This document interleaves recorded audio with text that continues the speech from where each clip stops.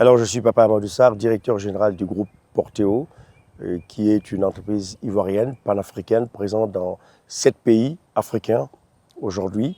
Nous avons atteint en 2025 un chiffre d'affaires global de 1 milliard d'euros avec des perspectives pour aller sur 3 milliards d'euros dans les 4-5 années à venir. Nous sommes présents en Côte d'Ivoire, au Bénin, Togo, Gabon et notamment en Guinée où nous avons entamé la réhabilitation de la route, le boulevard des Princes.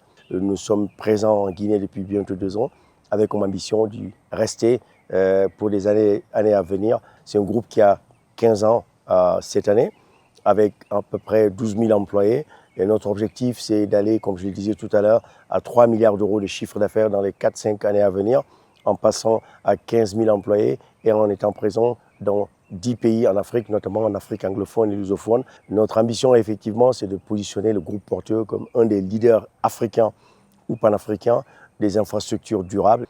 Et une autre phase très importante sur laquelle je suis en train de travailler avec mes équipes, c'est la transformation du groupe, le mettre au niveau des standards internationaux avec une triple certification que nous venons d'obtenir de la part d'APAV ISO pour pouvoir être référencé et à l'horizon dans les 10 années à venir, vraiment être à des chiffres d'affaires qui vont avoisiner les dizaines de milliards de dollars. C'est ce que je souhaite au groupe. Aujourd'hui, on voit que l'Afrique est la dernière frontière en termes d'investissement. Les besoins d'infrastructures sont estimés par la Banque africaine de développement et la Banque mondiale à peu près 160 à 170 milliards de dollars par an, là où il n'y a que 70 à 80 milliards de disponibles.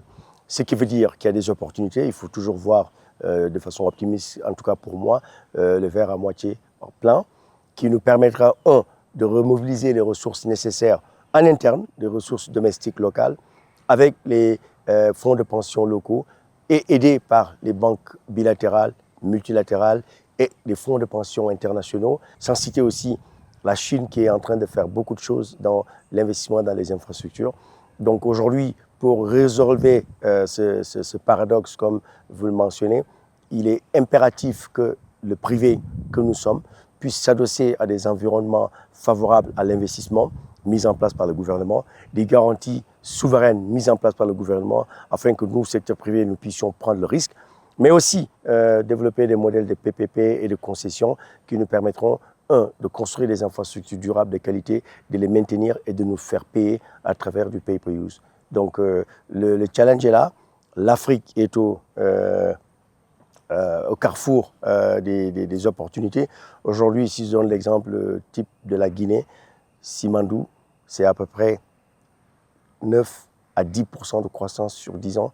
Ça veut dire quoi? Ça veut dire une transformation de la Guinée et de tous les pays environnants.